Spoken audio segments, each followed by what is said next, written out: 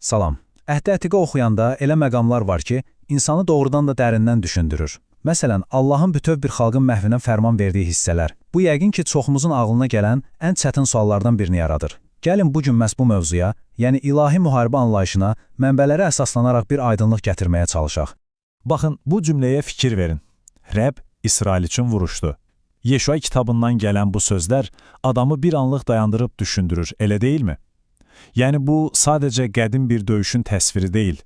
Bu cümlənin arxasında ilahi əmrlərin mənası ilə bağlı çox dərin suallar gizlənir. Və sual budur. Necə ola bilər ki, ədalətli bir Allah bütöv bir xalqın məhv edilməsini əmr etsin? Bax bu, bütün məsələnin mərkəzində duran sualdır. Mənbələrin bu sualı necə cavab verdiyini anlamaq üçünsə, gəlin əvvəlcə bir addım geri gedək və baxaq görək, söhbət hansı mühitdən, hansı mədəniyyətdən gedir? Yəni, Kenan mədəniyyətindən. Yaxşı, gəldi birinci hissəyə, Kənanın günahları. Mənbələr bizə nə deyir? Onlar vurğulayır ki, bu heç də göydən düşmə, qəfil verilən bir qərar olmayıb. Əksinə, bu, Kənan xalqlarının əsrlər boyu davam edən həyat tərzinə, onların əməllərinə bir növ cavab idi. Mənbələrə görə Kənan mədəniyyəti sadəcə fərqli deyildi. Yox, söhbət tamamilə başqa bir şeydən gedir. Bu mədəniyyət Əhd-i Ətiqin əxlaq anlayışına kökündən zidd olan adətlər üzərində qurulmuşdu. Yəni düşünün, uşaqların öz tanrılarına qurban verilməsi, falçılıq, cadugərlik, ölülərlə danışmaq cəhdləri, hətta məbədlərdəki ritual fahişəlik. Bütün bunlar cəmiyyətin özəyini, təməlini sarsıdan praktikalardı. Və burada mənbələrin ortaya qoyduğu çox vacib bir prinsip var. Deyilir ki, bir xalq heç vaxt pərəstiş etdiyi tanrıların mənəli səviyyəsindən yuxarı qalxa bilməz. Bir anlıq düşünün, əgər sənin tanrıların qəddar, əxlaqsız və zalımdırsa, sən onlara ibadət edən bir cəmiyyətdən nə gözləyə bilərsən ki? Cəmiyyətin özü də sonda sanki islah olunmaz bir vəziyyətə gəlib çıxır. Yaxşı, bəlkə də düşünürsünüz ki, bunlar sadəcə müqəddəs kitabda yazılanlardır, bəlkə də bir tərəfin baxış bucağıdır. Amma məsələ burasındadır ki, mənbələr təkcə buna əsaslanmır. Onlar uqarit mətnləri kimi arxeoloji sübutlara da diqqət çəkir. Ras Şamrada da tapılan bu qədim yazılar sanki bir pəncərə açıb bizə Kənan dinini göstərir və həqiqətən də bu mətnlər müqəddəs kitabın təsvirlərini, o cümlədən məhsuldarlıq üçün keçirilən cinsi ritualları və digər amansız adətləri təsdiqləyir. Və ən vacib məqamlardan biri də zaman faktorudur. Bu hüküm bir gecədə verilmədi. Mənbələr yaradılış kitabına istinad edərək vurğulayır ki, Allah Kenan sakinlərinə 400 ildən çox vaxt verdi. 400 il. Bu ani bir qəzəb partlaması deyil, əksinə çox uzun bir səbir və mərhəmət dövrünün artıq sonuna çatdığını göstərir.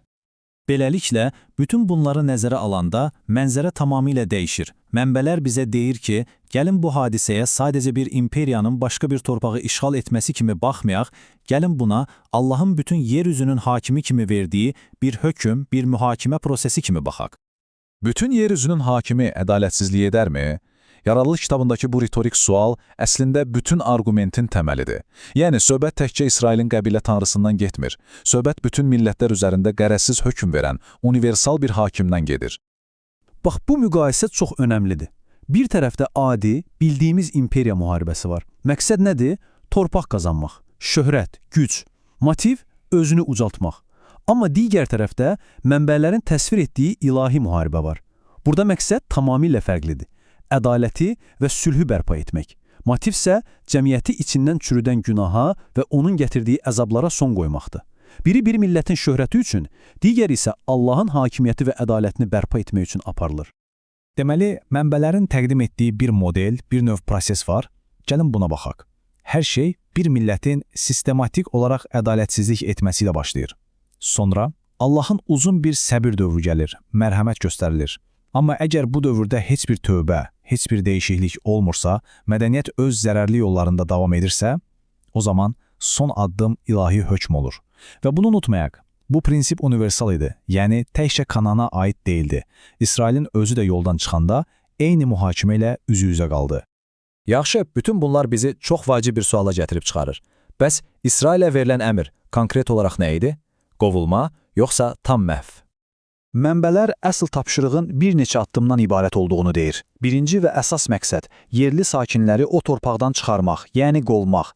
İkincisi və bəlkə də ən vacibi, o torpağı çirkləndirən bütpərəst mədəniyyəti tamamilə məhv etmək. Yəni qurbangahlar, bütlər, bütün o ibadət yerləri yerlə yeksan edilməli idi. Və yalnız üçüncü addımda, yəni kim ki möhkəmləndirilmiş şəhərlərdə qalıb müqavimət göstərirdi, yalnız onlar məhv edilməli idi. Deməli, buradakı əsas məqam nədir?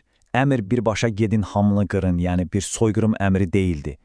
Əmr pozğun mədəniyyətə və cəmiyyətə qarşı idi, tam məhv. Bu, getməkdən imtina edənlərin, Firon kimi ürəyini sərtləşdirib Allahın hökmünə qarşı döyüşənlərin aqibəti idi. Yəni məhv əmrin özü yox, əmrə qarşı çıxmağın bir nəticəsi olaraq təqdim edilir. Əsas hədəf insan kütləsi deyil, onların qurduğu o pozğun sistem idi. Bax, bu qrafikdə bu fikri çox gözəl ümumiləşdirir. Gördüyünüz kimi, məhv əmrinin əsas hədəfləri fərqlidir. İnsanlara gəldikdə, məqsəd onları qovmaq idi. Müqavimət göstərən ordulara gəldikdə, təbii ki, məqsəd məğlubiyyət idi. Amma tam məhv deyilən şey birbaşa bütpərəst mədəniyyətin özünə, onun infrastrukturuna yönəlmişdi. Yaxşı, bütün bu tarixi, teoloji məsələləri müzakirə etdik. Bəs bunun bugün bizimlə, bizim həyatımızla nə əlaqəsi var? Mənbələr bu qədim, mürəkkəb mövzunu sonda çox şəxsi, çox fərdi bir suala gətirib çıxarır. Əsas prinsip budur ki, Allahın günaha və pozğunluğa qarşı mövqeyi heç vaxt dəyişmir. Bu, universal bir prinsipdir. Kənan üçün nə keçərli idisə, İsrail üçün də o keçərli oldu. Və mənbələrə görə bugün bizim üçün də keçərlidir. Günaha görə hökm və pozğunluğu tərk etməyə çağırış, bunlar zamandan asılı olmayan prinsiplərdir. Və sonda mənbələr bütün bu tarixi təhlili bir güzgü kimi bizim özümüzə tərəf tutur və çox birbaşa bir sual verir. Bəs sənin xarakterində, sənin vərdişlərində hansı cəhətlər var ki, kökündən dəyişdirilməlidir? Bu sual bizi düşünməyə vadar edir. Görəsən bizim hər birimizin şəxsi həyatında fəth edilməli, məhv edilməli olan hansı kənanlar var?